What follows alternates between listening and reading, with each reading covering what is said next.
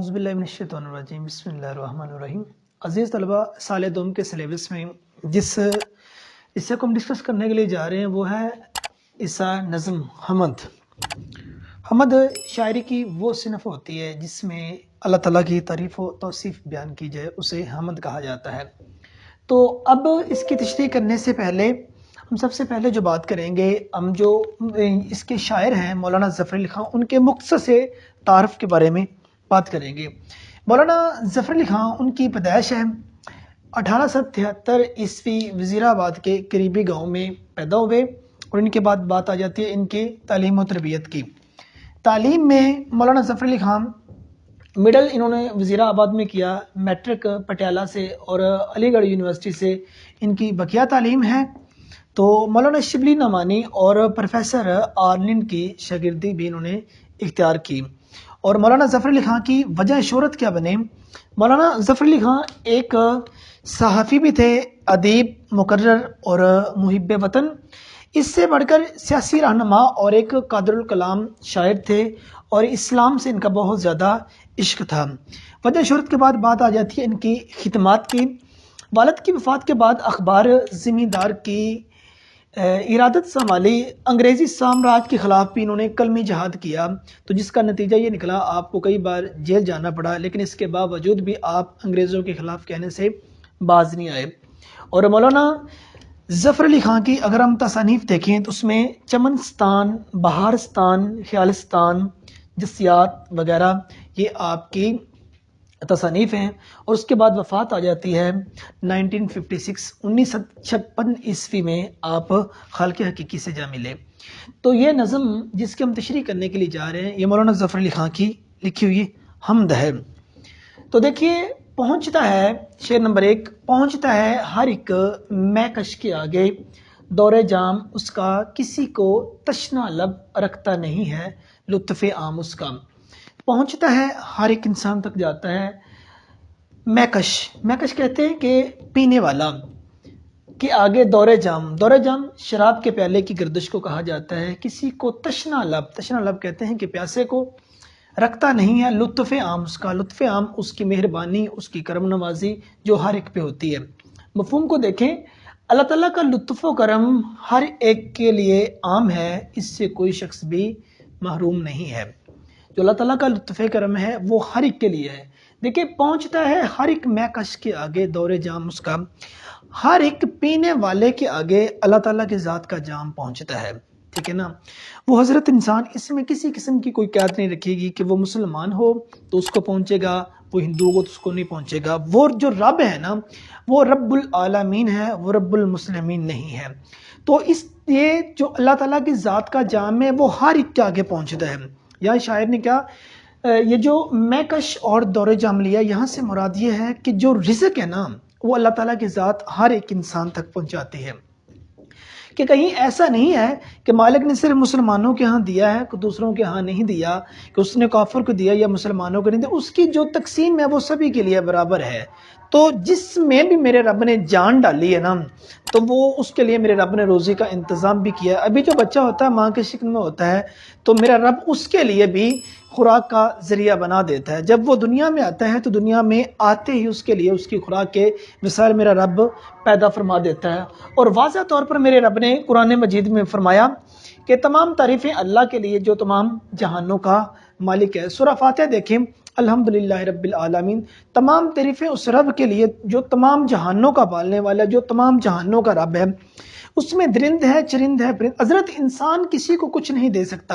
حضرت سلیمان علیہ السلام دیکھیے، تو اللہ تعالیٰ کے بڑے لاڈلے پیغمبر سے ایک بار اللہ تعالیٰ سے کہنے لگے کہ مالک مجھے تو نے سب کچھ دیا ہوا ہے، عوام پہ حکمرانی ان کے تھی، جن و بشر ان کے تابع تھے، تو کہا مالک میں تیری مخلوق کے لیے کھانا بنانا چاہتا ہوں۔ تو آپ نے کہا سلیمان علیہ السلام میں خالق ہوں، میں سب کو دینے والا ہوں، تو یہ کام تمہارے بس کا نہیں ہے۔ کہا مالک نہیں، مجھے ایک بار ایسا موقع دیا جائے۔ کہا ٹھیک ہے، ہواؤں کو حکم دیا گیا، ہوائیں سرد ہوگی، اور حضرت سلیمان علیہ السلام نے جن و بشر سبھی کو کھانا پکانے پہ لگا دیا۔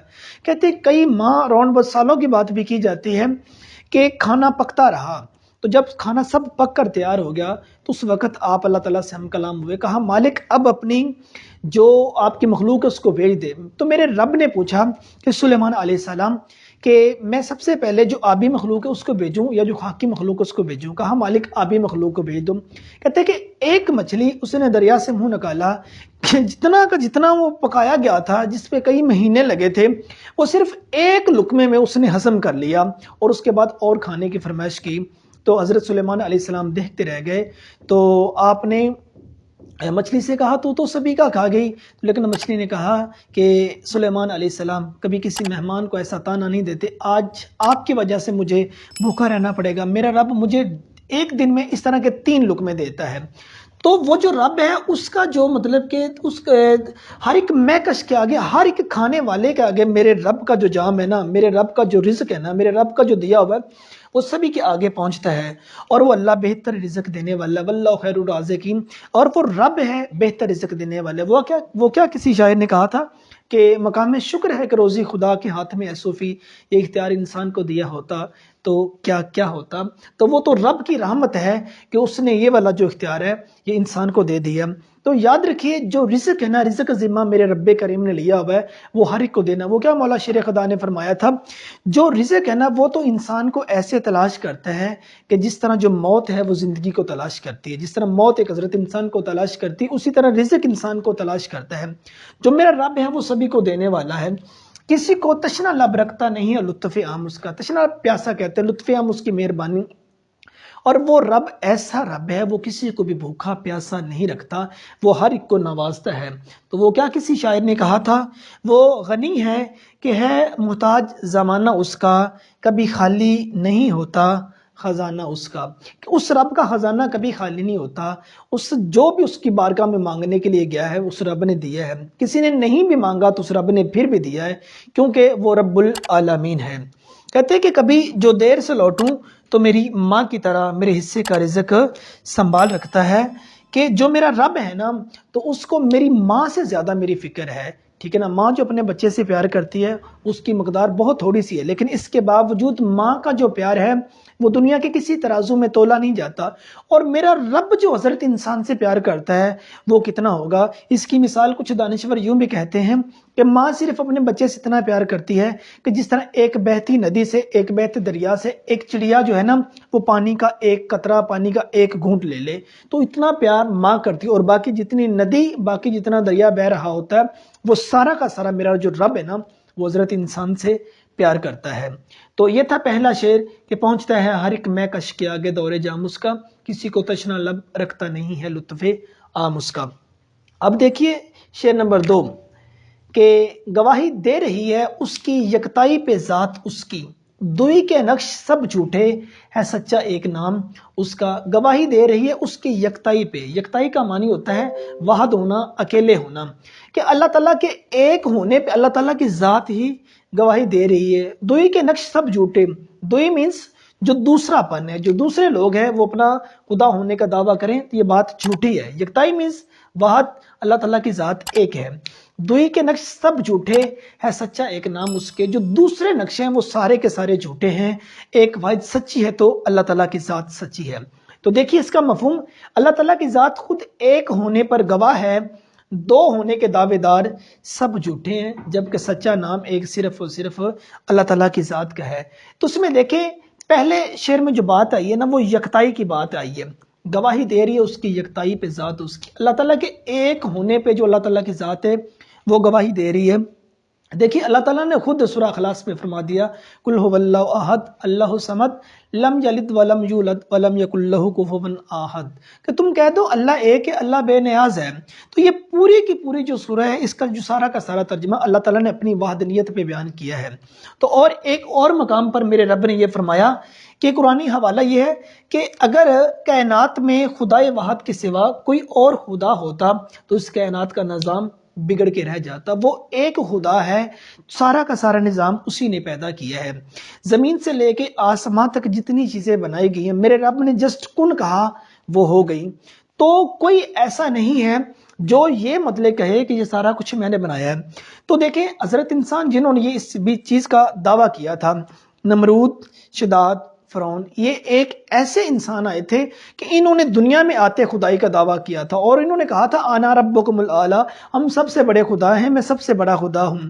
ٹھیک ہے نا، لیکن خدا تھا تو وہ ایک خدا تھا جس نے سورج کو مشرق سے طلوع کیا اور مغرب میں غروب کیا، تو وہ رب ہے جس نے زمین آسمان سب کچھ بنایا ہے۔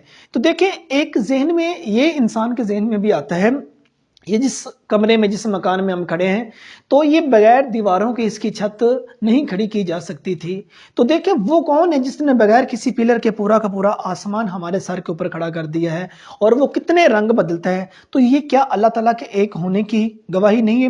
انسان اگر اپنے آپ کو دیکھے تو انسان پھر بھی جان جائے گا کہ کوئی ایک رب ہے جس نے مجھے پیدا کیا ہے۔ لَقَدْ خَلَقْنَا الْإِنسَانَ فِي أَحْسَنِ تَقْوِيمٍ، انسان کو پیدا فرمانے کے بعد میرے رب نے قسمیں کھائی ہیں میں نے تجھے پیارا بنایا۔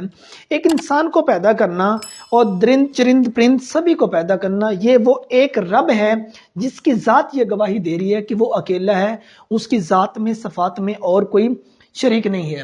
تو دیکھیے ایک اور مقام پہ فرمایا اللہ ہر گناہ معاف کر سکتا ہے سوائے شرک کے، یہ اللہ کی صفت ہے، اللہ اپنی صفت نہیں بدلتا، اللہ سب گناہ معاف کر دے گا، ایک جو لوگ شرک کرتے ہیں اس کو معاف نہیں کرے گا۔ جن لوگوں نے شرک کیا، جن لوگوں نے مطلب کہ اپنے آپ کو خدا ہونے کا دعویٰ کیا، میرا رب کبھی بھی ان کو معاف نہیں کرے گا۔ تو دوسرے شعر میں دوئی کے نقش سب جھوٹے ہیں، سچا ایک نام اس کا دوسرا پن، دوئی سے مراد دوسرا پن ہے، دوسرے جو نقش ہیں وہ سارے کے سارے جھوٹے ہیں۔ شداد نے کہا تھا میں خدا ہوں، جھوٹا تھا، خدا کبھی مرتا تو نہیں ہے۔ فرعون نے کہا میں خدا ہوں، جھوٹا تھا، خدا کبھی مرتا تو نہیں ہے۔ نمرود نے کہا میں خدا ہوں، جھوٹا تھا، خدا کبھی مرتا تو نہیں ہے۔ نمرود نے حضرت ابراہیم علیہ السلام سے کہا تھا کہ تو مطلب کہ میری پیروی کر، میں خدا ہوں، تو حضرت ابراہیم علیہ السلام نے بہت خوبصورت جواب دیا تھا، کہا میرا رب تو وہ جو سورج کو مشرق سے طلوع کرتا ہے اور مغرب میں غروب کرتا ہے، اگر تو خدا ہے تو سورج کو مغرب سے طلوع کر کے دکھا اور مغرب میں غروب کر کے دکھا۔ اس کے پاس کوئی اور چارہ نہ رہا تو اس نے پھر آگ جلا کے آپ کو ختم کرنے کا فیصلہ کیا۔ تو دیکھیے اقبال کے شعر نے بہت خوبصورت عکاسی کی ہے کہ بے خطر کود پڑا آتش نمرود مش، عقل ہے محو تماشا لب بام ابھی۔ وہ حضرت ابراہیم علیہ السلام وہ جانتے تھے کہ میرا خدا ایک ہے، وہ مجھے بچا لے گا۔ یہ جو دوئی کے نقش ہیں یہ سارے کے سارے جھوٹے ہیں۔ وہ کیا شاعر نے کہا تھا، یہ شعری حوالہ، دوسرا کون ہے جہاں تو ہے، کون جانے تجھے کہاں تو ہے، وہاں کوئی بھی نہیں ہے جہاں اللہ تعالیٰ کی ذات ہے۔ ٹھیک ہے، وہ ذات ایک ایسی ذات ہے، وہ قریب بھی اتنا ہے کہ دکھائی نہیں دیتا، وہ دور بھی اتنا ہے کہ دکھائی نہیں دیکھا۔ اللہ تعالیٰ نے کہا میں تو انسان کی شرگ سے بھی زیادہ قریب ہوں۔ ٹھیک ہے، وہ کیا کسی شاعر نے کہا تھا کہ ہو بھی نہیں اور ہر جا ہو تم ایک گورکھ دندہ ہو، کہ تم ہو بھی نہیں اور ہر جگہ ہو، تم سمجھ میں آنے والے نہیں ہو۔ وہ خدا سمجھ میں آنے والا نہیں ہے، وہ خدا صرف اور صرف حضرت انسان کے دل میں آنے والا ہے۔ کامل ہے جو ازل سے، وہ ہے کمال تیرا، باقی جو ہے اب تک وہ ہے جلال تیرا، کہ جو ازل سے قائم ہے وہ اللہ تعالیٰ کا کمال ہے، جو آخرت تک رہے گا وہ اللہ تعالیٰ کا جلال ہے۔ اور اس کے بعد کہ وحدت میں تیری عرف دوئی کا نہ آ سکے، آئینہ کیا مجال تجھے منہ دکھا سکے، کہ اللہ تعالیٰ کی جو وحدت ہے اس میں کوئی دوسرا پن نہیں آ سکتا، وہ وحدہ لا شریک ہے، وہ اکیلا ہے، کوئی بھی ایسا نہیں ہے کہ جو خدا ہونے کا دعویٰ کرے گا اور اس میں آ سکے گا۔ تو تیسرا شعر دیکھیے بچوں کہ ہر ایک ذرہ فضا کا داستاں اس کی سناتا ہے، ہر ایک جھونکا ہوا کا آ کے دیتا ہے پیام اس کا، ہر ایک ذرہ چھوٹی سے چھوٹی چیز بھی نا، کہ ہر ایک ذرہ فضا کا اسی کی داستان سناتا ہے، اللہ تعالیٰ کی داستان سناتا ہے، جو چھوٹے سے چھوٹا ذرہ بھی ہے نا فضا کا، اس کائنات میں جو چیز بھی پائی جاتی ہے وہ اللہ تعالیٰ کی داستان، اللہ تعالیٰ کی کہانی سناتی ہے۔ ہر ایک جھونکا ہوا کا آ کے دیتا ہے پیام اس کا، ہوا کا ایک جھونکا بھی جو آتا ہے وہ آ کے اللہ تعالیٰ کی ذات کا پیام دیتا ہے۔ تو مفہوم دیکھیے، فضا کا ہر ذرہ اور ہوا کا ہر جھونکا اللہ تعالیٰ کی ذات کا پیغام دیتا ہے۔ تو دیکھیں جب انسان کے ذہن میں یہ آ جائے کہ یہ قلم بغیر کسی بنانے والے کے نہیں بنا، تو ذرا ایک لمحے کے لیے سوچئے، تو یہ اتنی بڑی دنیا زمین سے لے کے آسمان تک، اس کی جتنی منازل انسان اگر طے کرتا ہے تو وہ بھی بغیر کسی کے بنانے والے کے تو نہیں نہ بنی۔ ایک انسان کا وجود ہے یہ بھی تو بغیر کسی کے بنانے والے کے نہیں بنا۔ تو اس سے بڑھ کر آپ یہ دیکھیے، صبح ہوتی ہے تو سویرا چھا جاتا ہے، تو حضرت انسان دیکھتا ہے کہ سویرا ہو گیا، صبح ہو گیا، تو یہ بھی ایک پیغام حضرت انسان کو مل رہا ہوتا ہے کہ یہ اللہ تعالیٰ کی ذات کا ایک پیغام ہے، کوئی ذات ہے۔ اس کے بعد شام ہوتی، رات کی تاریکی چھا جاتی ہے، یہ بھی تو ایک پیغام ہے۔ ہوا کے جھونکے چلتے ہیں تو یہ بھی کہ آپ تو کوئی پیغام دے رہے ہوتے ہیں کہ کوئی ایک ذات ہے، کہ مینس ہر ایک ذرہ فضا کا اسی کی داستان سناتا ہے. جو چیز میں دیکھیں، اگر ہم اس زمین سے کوئی چیز اٹھا کے دیکھ لیں وہ بھی میرے رب کی بنائی ہوئی ہے. آسمانوں کے آپ ستارے تارے یہ چیزیں دیکھ لیں، یہ سارے کے سارے میرے رب کے بنائے ہوئے ہیں. ہوا جو چلتی ہے یہ بھی ایک پیغام دیتی ہے، کوئی ذات ہے جس نے اس کو بھیجا ہے، کوئی ذات ہے تو جو اس کے پیچھے ایک اپنا مطلب کام کر رہی ہے، وہ اللہ تعالیٰ کی ذات ہی ہے. قرآن پاک میں میرے رب نے کیا فرمایا؟ بے شک آسمانوں اور زمین کی پیدائش دن اور رات کے عدل بدل میں عقل مندوں کے لیے نشانیاں ہیں.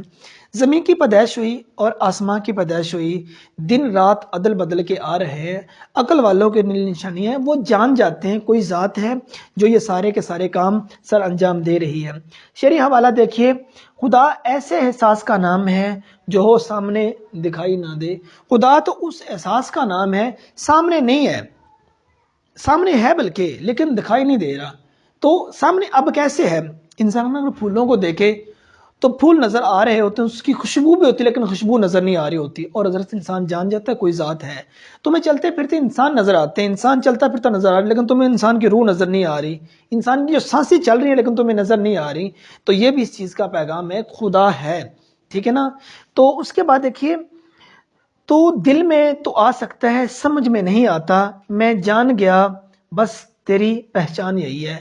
تو انسان یہ کہتا ہے کہ تو دل میں آتا ہے سمجھ میں نہیں آتا، وہ سمجھ میں آنے والا نہیں ہے. عقل میں جو گر گیا لا انتہا کیوں کر ہوا، سمجھ میں جو آ گیا پھر خدا کیوں کر ہوا.